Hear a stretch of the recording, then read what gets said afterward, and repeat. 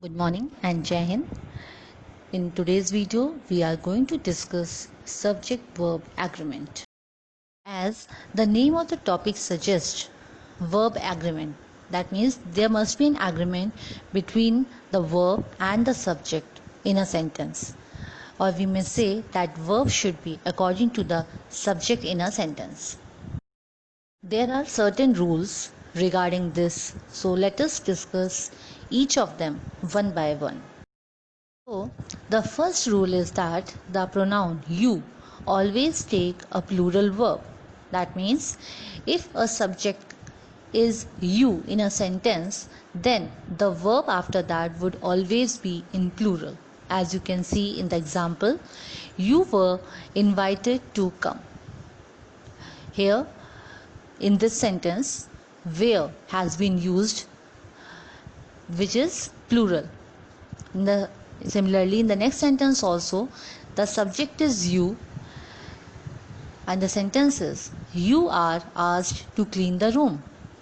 So, as the subject is you, here we can't write is. We always had to use are in the sentence if a subject is you. Similarly, in the next sentence also, the subject is you. You sing so well. So, here we can't write sings. We have to write only sing after you. That means a plural verb has to be used after a subject you. So the second rule is if a sentence begins with here or there, the verb agrees with the subject which follows it. That means on the first place in a sentence, if there is here or there, then the verb after that will be according to the subject which is just placed after that verb. Okay, as you can see in this example, here the ways on how to preserve meat. So the sentence is starting with here and the noun is or the subject of the sentence is ways, the ways. So as per the waves, as waves is in plural sense, that's why the verb which is placed just before the subject should be plural. So are has been used here. In the next sentence you can see there is a huge gap between the rich and the poor. Sentence is starting with there, so and the subject of the sentence is huge gap. So as huge gap gives the singular sense, so after there is has been used, which is singular one. The third rule of verb agreement is if two subjects, one singular and one plural, are connected by either or neither nor, the verb agrees with the nearer subject. As you can understand this with this example that neither the players nor the coach is joining. As you can see that there are two subjects, the players and the coach, in which the players is a plural and a coach is a singular one, and they are connected with neither and nor. So the verb is has been used according to the subject which is near to is, that is coach. Okay, as coach is nearer to the verb in spite of players, that's why the verb is has been chosen as per the subject which is nearer, that is coach. Similarly, in the next sentence, either the conductor or the singers are attending the concert.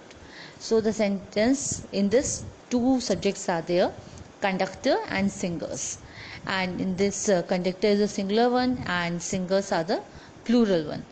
That's why we have to follow this rule, and these two subjects are connected by either and or. So the verb are has been chosen plural because the subject which is nearer to the verb, that is singers, is plural. That's why are has been written here. If there has been singer, then we have to write is in place of are in this sentence. Now the next rule is a singular subject followed by intervening words or phrases such as with, as well as, in addition to, accompanied by, together with, and no less than takes a singular verb. So in the sentence given below, Jake, accompanied by his sisters, is enrolling in PCC. Here the subject is Jake and the phrase accompanied by is following Jake. That's why the rule has been applied in this sentence that the verb should be singular. That is which is written in a sentence would be singular. We have to use a singular verb in this sentence.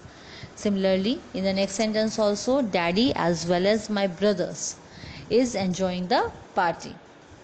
Here the phrase as well as is following the subject daddy. That's why the verb is singular in this sentence, that is. This shows that few phrases just like with, as well as, in addition to, accompanied by, etc. All these phrases, if these phrases are following the subject, singular subject, then only we have to use singular verb in a sentence. Now the next rule is singular subjects joined by and require a plural verb except when they mean one thing.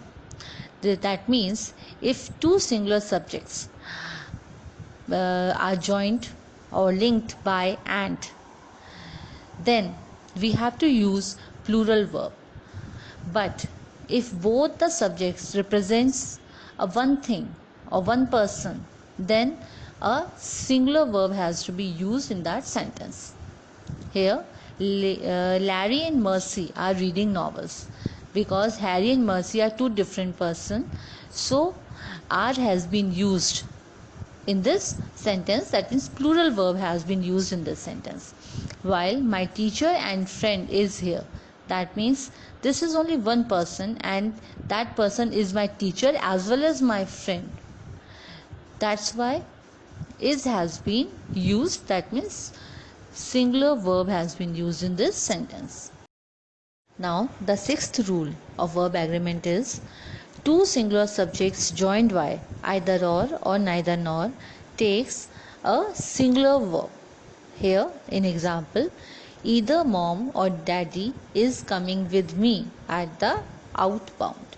Here two singular subjects, that means mommy and daddy are the two singular subjects which are joined by either or. That's why we have to use singular verb, that is in the sentence. Similarly, the next sentence also, neither Ferdy or nor Dulce is waiting for you. So there are two singular subjects which are connected with neither nor. That's why the singular verb is has been used in this sentence.